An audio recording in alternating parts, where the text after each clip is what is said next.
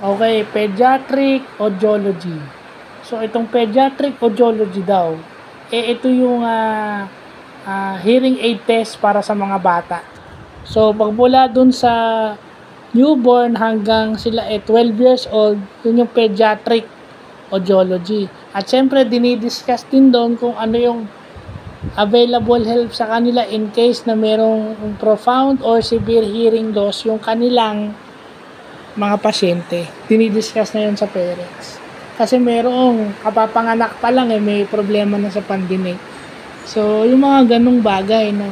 At saka syempre, butit nalaman natin na yung meron palang nag-pioneer nito sa Pilipinas, si Dr. Jose Abanyo, noong 1970s.